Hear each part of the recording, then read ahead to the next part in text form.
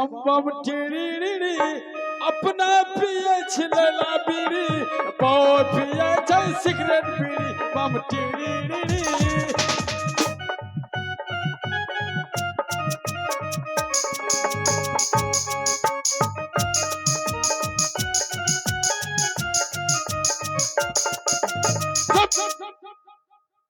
गोर लागे छिया मस्त रहो। गोर लागे छिया अरे खुश रहो। प्रणाम करे छिया ठीक ठाक रहो। ठीक कैसे हो? ठीके छिया और राज मोहब्बत का समाचार? वो भी ठीके छा। अरे भैया धर्मराज का क्या समाचार है? उसको ठीके है मालिक। छोटी रानी की ओकरो ठीके छा। हो लगा लगा लगा लगा सुनो जी मालिक। छोटे मलकिनी को तू खबर जना दो कि छोटे मालिक आए हैं, मुलाकात चाहते हैं। ठीक है मालिक, तुरंत क्या दे छे एकदम फोन करो, फोन फोन एकदम फोन क्या दे छे डिस कॉल में।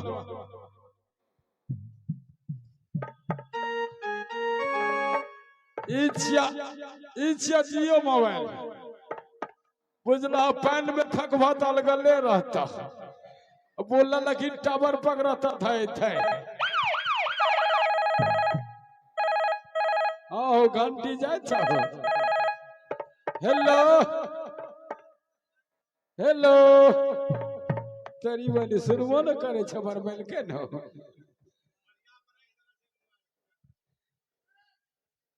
लागे छ कतो रख के चल गेले काम ताम करे ले नहीं बोले छ। ये की बात छे मंत्री? अरे छोटी अरे मालिक यानी छोटका मालिक यहाँ के बोलबे ये थाई थाई। आय हमरा बोलबे छा। हाँ ये बहुत दिन के बाद में यहाँ से भेंट करे ले मांगे ये जल्दी आबू। अब बहुत गोसाल छे। फोन से बात हो गया। हाँ बैग ला मालिक रख फोन कर, काट फोन। रख दलिया।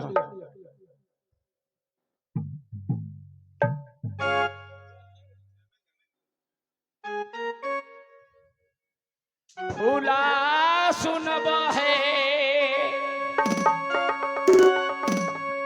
मोरंगनी है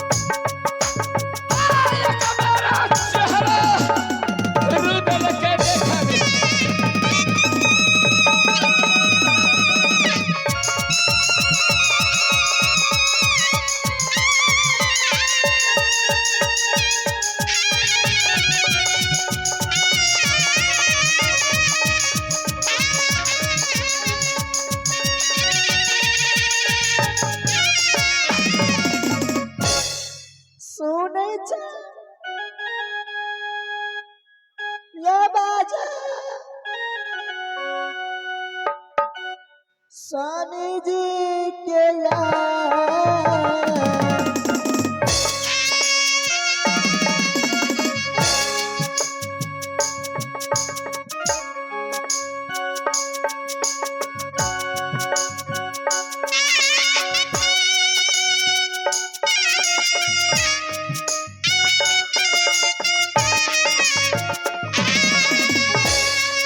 जाई के खबर सुन बुझले भैया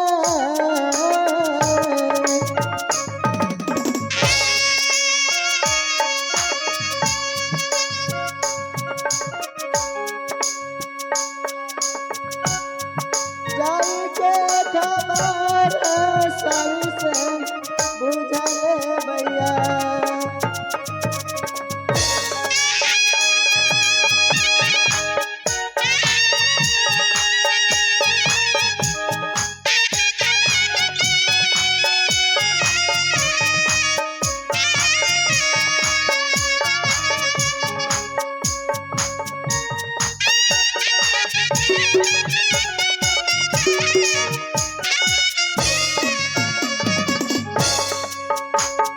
तारे नहीं जरूरी स्वामी फूला के रहे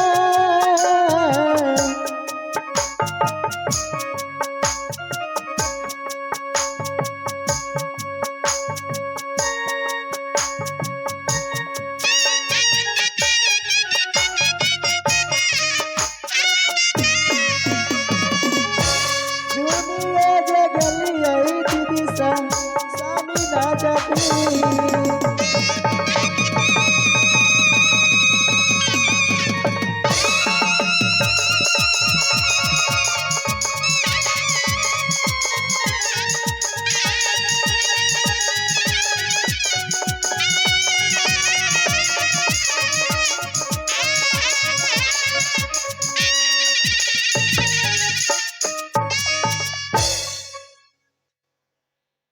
दासना जोड़ी लग रहा है कहीं शादी विवाह में फंस गई तू। गीत गाते गाते गला लग गया है हाँ? चल जरूरी नहीं है झुक के प्रणाम करने का। आजकल वैसे आदाबे कह देते हैं तो हो जाता है। क्या संतोष बाबू बात सही है?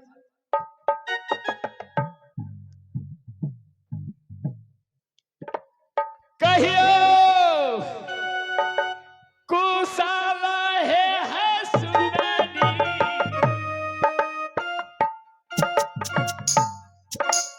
राजा ये मोहब्बा के है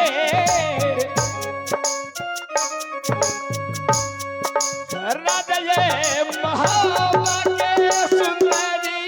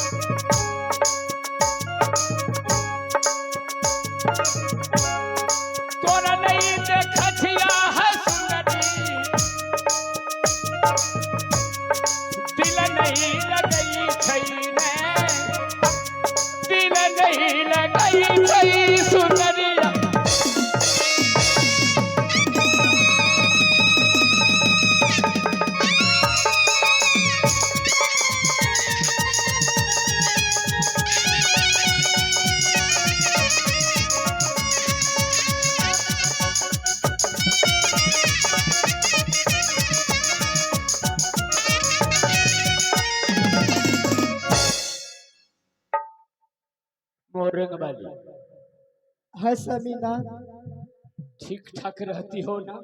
बहुत अच्छे से रहती है पतिदेव। आ अरे ठीक ठाक से रहती हो ना? हाँ बिल्कुल अच्छे से रहती है। क्योंकि रुदल का पत्नी हो ना।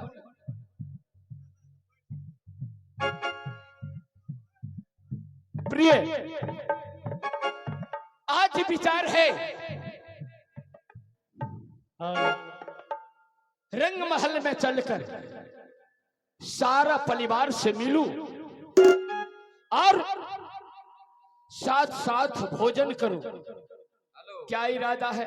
क्यों नहीं पतिदेव? महेंद्र जी जवान है, मोरंग वाली जवान है, तो मेला लगाने वाला भी जवाने है। थोड़ा इधर ध्यान दीजिएगा महेंद्र बाबू,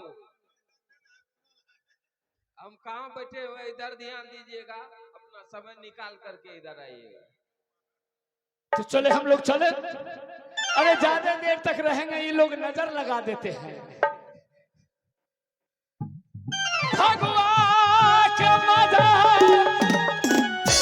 उड़ाई बहे शादिया।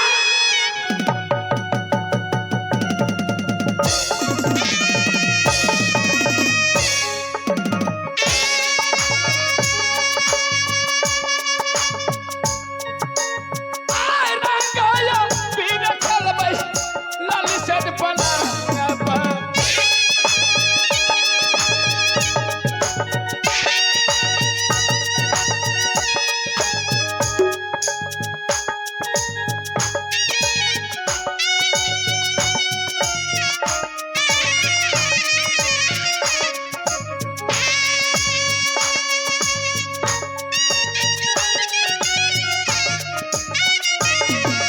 आज हमारा तालक लगई भैया के यार।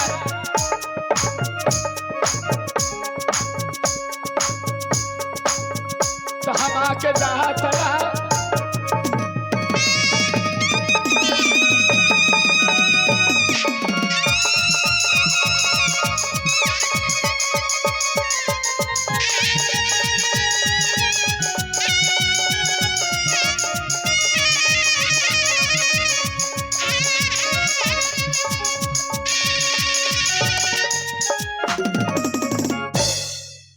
हेलो बबलू जी, बबलू जी मेरी आवाज तो सुनते हैं? स्टेज पर आने का कष्ट करें बबलू जी, आप ही से कहा जाता है। आप मेरे आवाज को सुन करके जल्द से जल्द आने का कष्ट करें बबलू जी।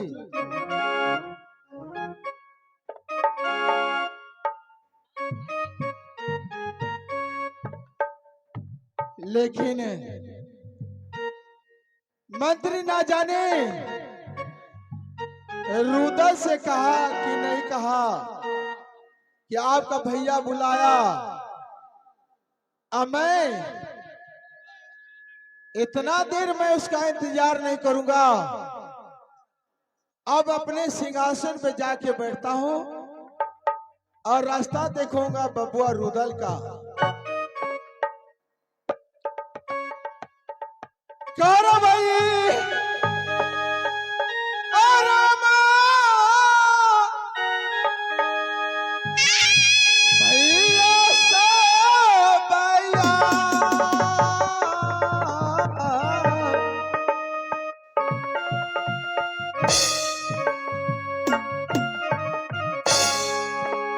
करो भैया राम भैया सब गई अपनो महार में।